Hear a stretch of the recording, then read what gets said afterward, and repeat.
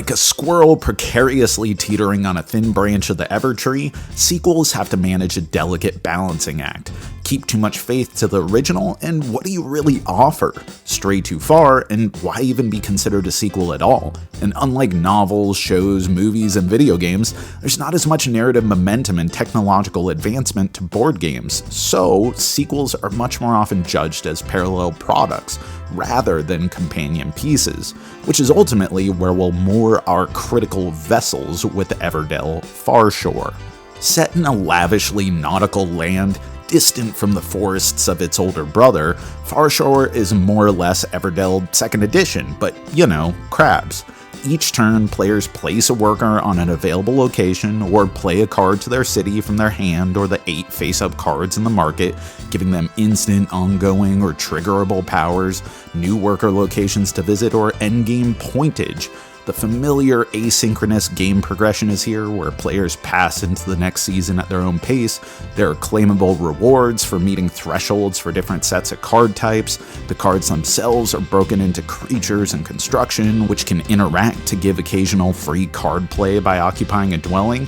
And all of this is facilitated by the smooth and constant conversion of resources, when played well, carrying the momentum of a well-oiled machine. So yeah, don't let the albeit awesome driftwood bits, seaweed bobs, and cyclopean lighthouse replacements for its predecessor's counterparts fool you.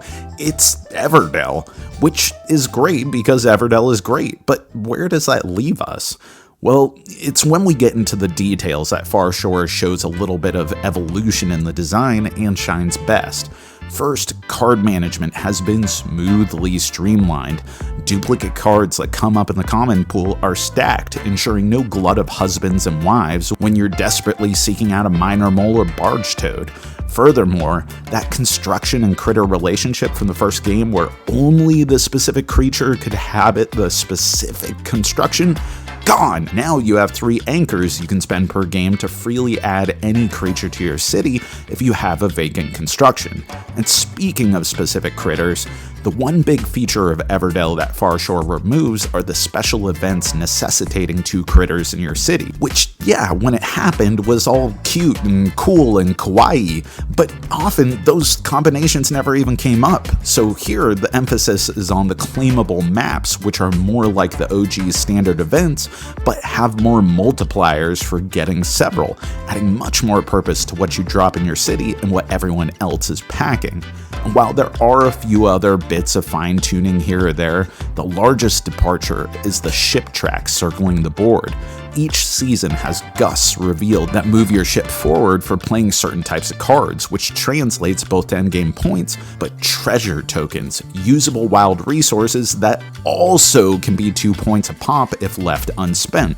This smart piece of cardboardian flourish imbues a nice pliability to the game, a new avenue to capitalize on points and get resources to grease the wheels, but at the expense of playing corresponding cards, adding weight and consequence to the decisions you make.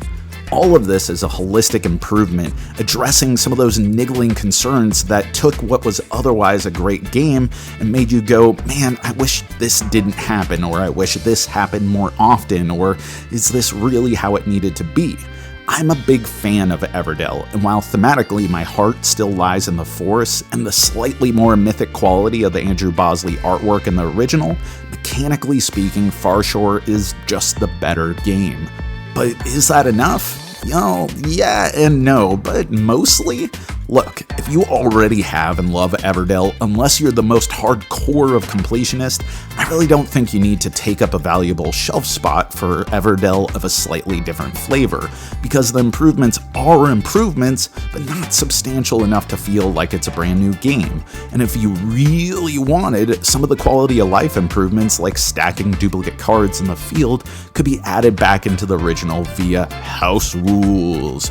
But if you don't already have Everdell, suddenly Farshore is a strong contender worthy of your attention. No, there's not a billion expansions compatible with Farshore, and yeah, it's true that while this is really good looking, I think the OG takes the visual cake.